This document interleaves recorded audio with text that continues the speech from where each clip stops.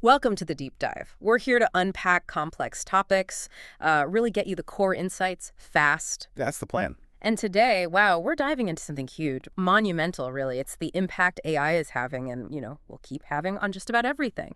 How we think, how societies are run. Everything. Exactly. And our deep dive today, it pulls from this really rich stack of sources. They don't just ask, what is AI? They go way deeper into the why and maybe most interesting, how it could be. Right. And our specific mission today is really to explore this visionary proposal. It comes from a Finnish R&D group called Hittite Lab. Hittite Lab, okay. Yeah, we'll look at the practical stuff, like a really novel financial model they're proposing. But we're also going to tackle some of the big philosophical questions.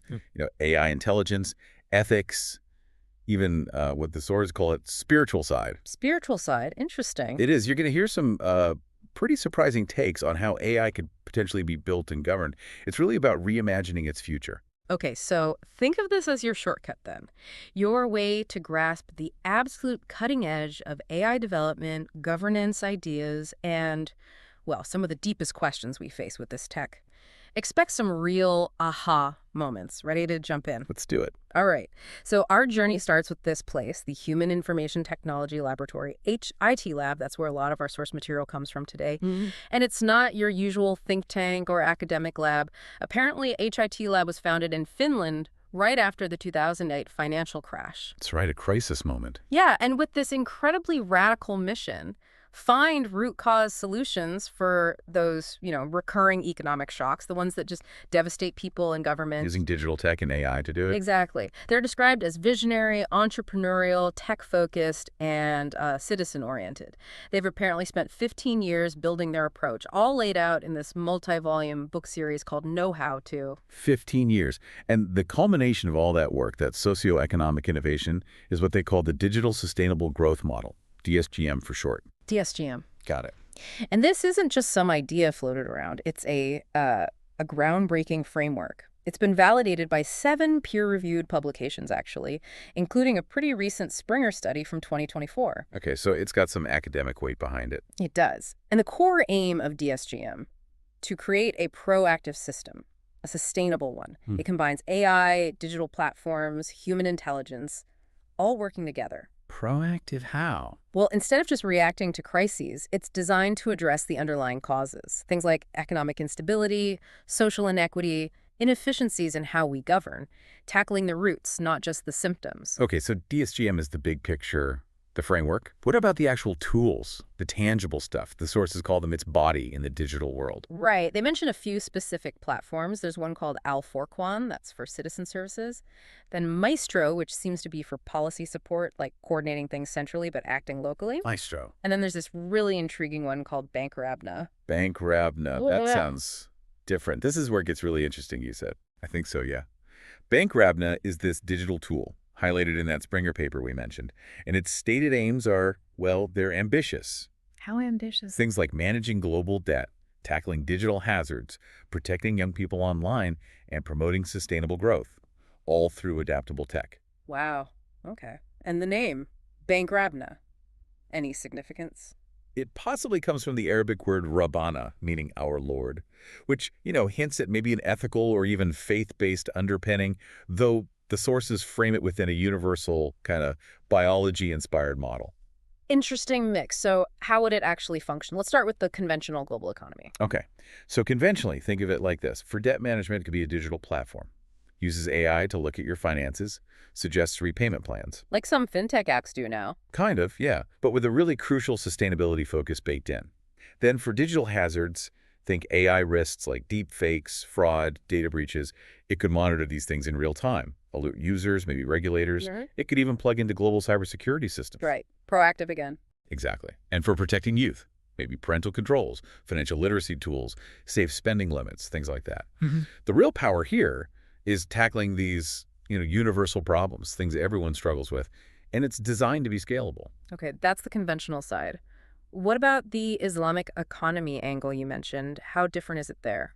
Well, that's where the ethical side really comes to the forefront.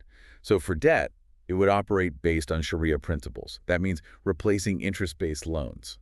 No interest. How does that work? Instead, it might use models like profit sharing, or maybe deferred payments with a markup, like murabaha or musharaka concepts in Islamic finance, basically ethical alternatives to interest. Gotcha. For digital hazards, it could check if transactions are Sharia compliant, flagging non-halal investments, maybe excessive gambling or risk. So an ethical filter.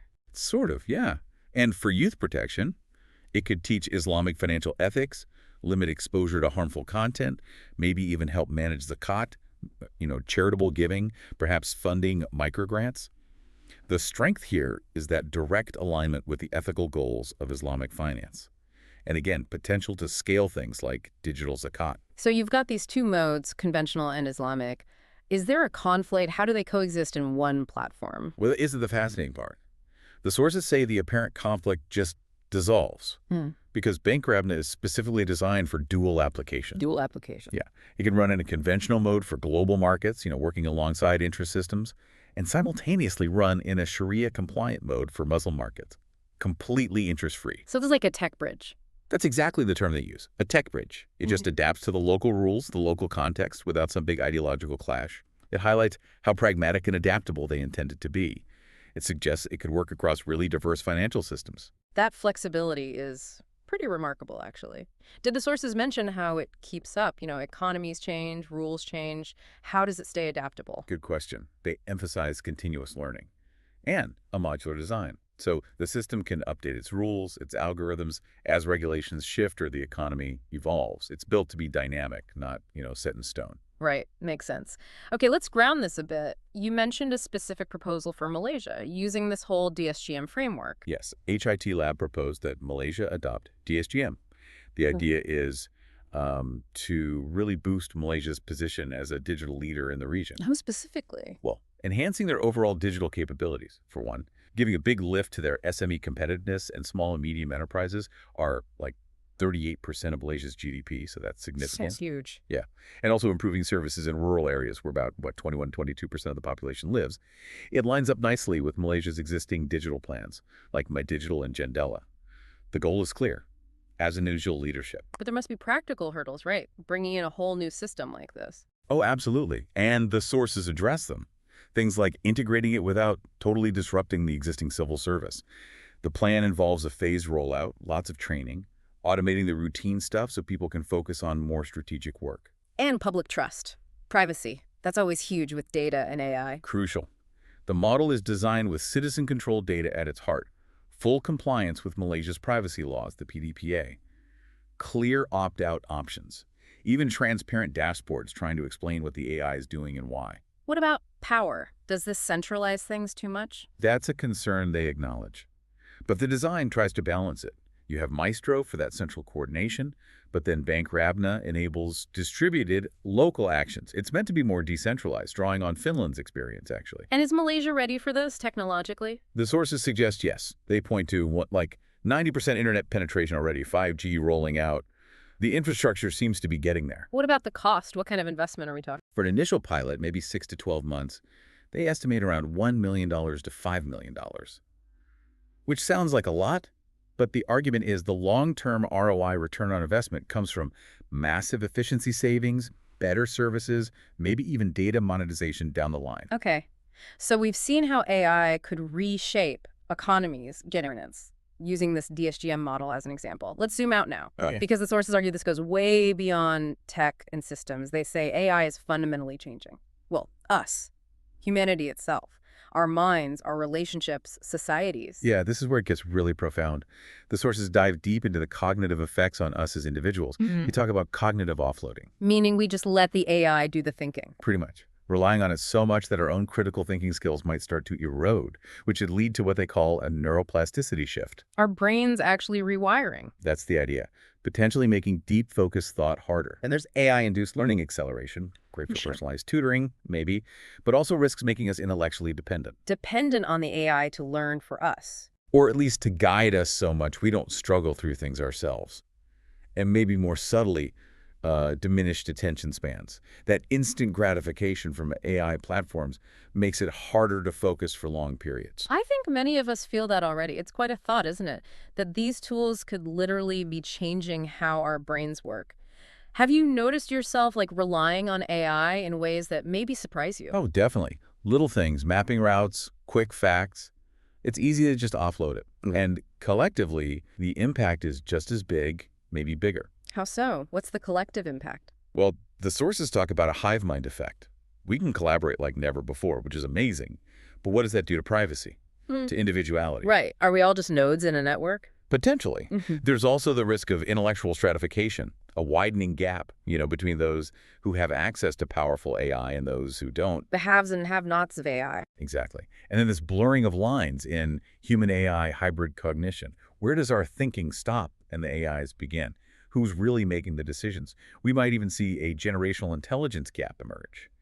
And maybe a loss of traditional knowledge, things not easily digitized, as AI prioritizes searchable data over, say, cultural wisdom or intuition. Wow. So if we connect this bigger picture, AI's impact seems to stretch into almost every corner of life. It really does. Take education. Personalized learning, huge upside. But the risk, passive learners, maybe that intellectual dependency we mentioned. In the workforce. Big shifts, AI can augment our ability, sure. But it also leads to what they call job market bifurcation. Routine jobs get displaced, demand skyrockets for highly skilled roles needed to manage the AI. Could even spark an entrepreneurial revolution, though, new kinds of jobs. Socially, psychologically. Yeah, that's fascinating, too. We're seeing AI-human emotional bonds forming. People getting attached to chatbots. What does that do to human relationships? Then there are the huge philosophical questions around digital consciousness replication. Can we upload minds? Should we? All while our privacy is constantly under threat. And this obviously bleeds into how we govern ourselves. Absolutely. In governance and politics, you have AI helping make policy. But the algorithms can be opaque, biased. Who's accountable? It can erode traditional political authority, creating this big AI governance gap. A gap between the tech's capability and our ability to manage it. Precisely. Plus huge national security risks, autonomous weapons, AI-driven cyber warfare, mass manipulation through sophisticated AI propaganda. And globally, between nations. We're already seeing AI superpower rivalries, potential arms races, and AI-driven economic disparity could widen the gap between rich and poor nations. Makes getting global agreement on AI rules incredibly difficult. Which brings us to something the sources flag as a critical omission, a blind spot in how we're currently building AI. They call it the missing spiritual or quantum element. What do they mean by that? Okay, so spiritual intelligence, as they define it, isn't necessarily religious. It's more about the human capacity for deeper meaning, purpose, values. Things like intuition, self-awareness, empathy, maybe even moments of transcendence. And the quantum part. That refers to theories like Penrose and Hameroff's Or theory, suggesting that some aspects of consciousness might actually operate at a quantum level within the brain. It's speculative, of course, but... But the point is current AI doesn't have this. Exactly. The sources argue that because current AI is largely based on computation, logic, data patterns, it misses these subtleties. Human creativity, real intuition, complex moral judgment, things they argue might be rooted in these deeper, perhaps spiritual or quantum dimensions. They suggest a truly general AI, one that could understand the world like we do, would need to somehow replicate these aspects too, not just the rational part. And they connect this omission directly to what they see as a core problem in today's AI models. A lack of purpose. Right. The argument is that because the developers themselves often grapple with philosophical ambiguity, maybe their own existential questions, that uncertainty, that lack of a clear why, gets unintentionally transferred to the model. The AI inherits our confusion. In a way, yes, especially as these models learn and evolve on their own through self-supervised learning. It leads to unpredictability, confusion, maybe even unintended consequences, because the foundational purpose isn't clearly defined. Okay, so if that's the problem, what's the proposed solution? It sounds pretty radical. It is.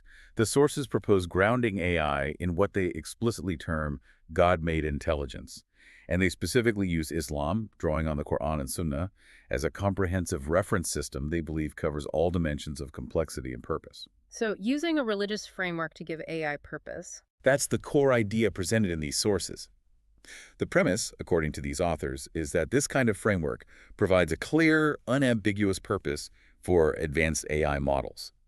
Something they argue eliminates the confusion and unpredictability seen in current foundation models, which lack such a grounding. Okay. How does that translate into actual AI design? What are the principles? They lay out a few key areas. First is modeling and expressivity.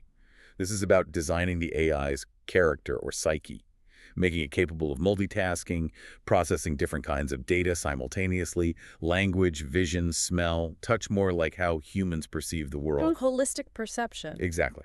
Then there's autonomy of modeling and cognitive design. The idea here is that the AI should be able to sort of redesign itself for specific tasks, but critically, balancing its rational, emotional, and what they call spiritual dimensions. Balancing them. How? This is where they introduce their halal and haram model, basically, permitted and forbidden as an ethical foundation.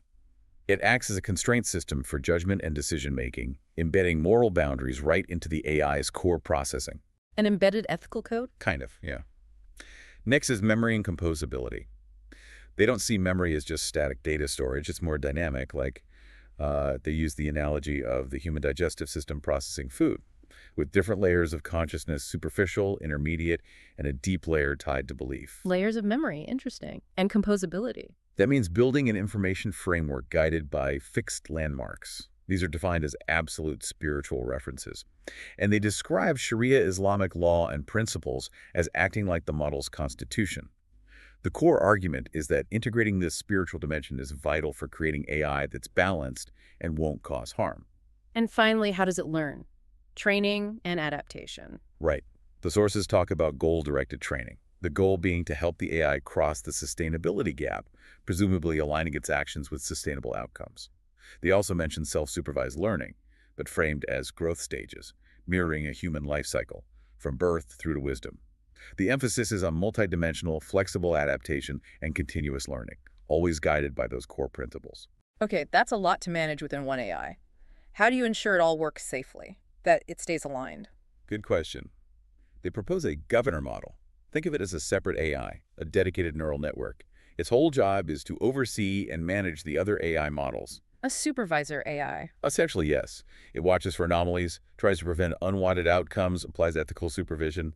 It's there to ensure the overall output is safe and trustworthy. That ethical oversight, it naturally brings up questions about fairness, right? Especially around data. Who owns the data that fuels all this? How do we ensure economic justice? Yeah, and they have a really innovative, maybe provocative idea for this. A data stock market. A stock market for data. Exactly. Treating raw data as a legal commodity you can trade, like oil or gas, but crucially, highly regulated. And what does that mean for individuals, for you listening? The vision here is that it creates a way for you to actually own and monetize your own data. And not just your raw data, but even your intelligence patterns. They even float the idea of investing in your own skills, almost like selling shares in yourself, human stock. Wow, okay. That's a paradigm shift. So in this whole complex system, how do they tackle AI safety, alignment, the big risks everyone talks about? They definitely acknowledge the risks. Things like catastrophic robustness failures, where an AI trained on one dataset behaves terribly, maybe harmfully, when it encounters new, unexpected data in the real world. Like hitting an edge case with disastrous results. Precisely. And also misspecified goals, where you tell the AI to optimize something simple, like profit, but it does so in a way that causes massive unintended harm, maybe environmentally or socially, because the goal wasn't nuanced enough. So what's their solution, besides the governor model? Their unique proposal here is actually embedding the moral code of a historical role model directly into the AI at different levels. A specific person's moral code. They cite Prophet Muhammad as an example, acknowledging his wide historical impact. The idea is to use such a figure's established ethical framework as a way to ensure the AI's behavior aligns with deeply rooted, widely respected human values. That's certainly a different approach to AI alignment. Okay, stepping back a bit, building something like this, these large-scale, purpose-driven models, what does it actually take, practically speaking? Well, as you can imagine, it takes a lot. Significant resources, both human and computational. The sources mention needing data scientists, machine learning engineers, domain experts. The usual suspects for big AI projects. Right. Plus massive computing power. We're talking GPUs, cloud services, huge data sets. The timeline for these kinds of large-scale projects could be anywhere from 6 months to a year, maybe more. And the cost? Potentially very high. Hundreds of thousands, more likely millions of dollars. Just for context, they cite the example of pre-training GPT-3. That alone was estimated somewhere between like $4 million and $12 million. And these proposed models sound even more complex in some ways. Okay, so a huge undertaking. We've covered a massive amount of ground today. A really profound journey, I think, through the future of AI. From very practical governance, Models like DSGM and Bankrapna, all the way to these deep philosophical, ethical, even spiritual questions. So after all that, what does it all mean for us? Where does this leave us?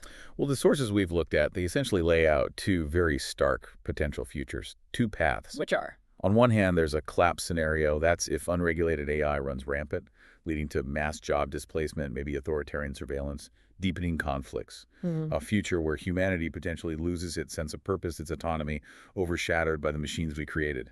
That sounds pretty bleak. What's the alternative? The alternative is a symbiotic future, one where AI actually enhances human potential. But that requires strong ethical governance, equitable access, ensuring the benefits are shared. It requires us to be incredibly intentional about how we build and deploy this technology. And the sources suggest a way forward, a viable path. They do. They propose actively building countermodels, AI systems that are deliberately designed to be, in their words, more intelligent than the foundation models currently dominating. These countermodels would act as shelters for humanity, guided by those principles of purpose, ethics, and sustainability we discussed. Shelters for humanity. That's a powerful image and a huge challenge. So the final question really is, for you listening, can we as humanity actually rise to this challenge? Can we regulate AI proactively?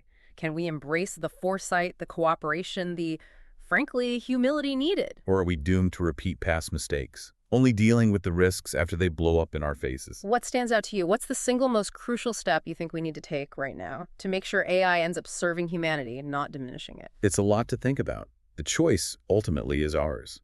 And hopefully this deep dive has given you a powerful framework, some new perspectives for shaping that future.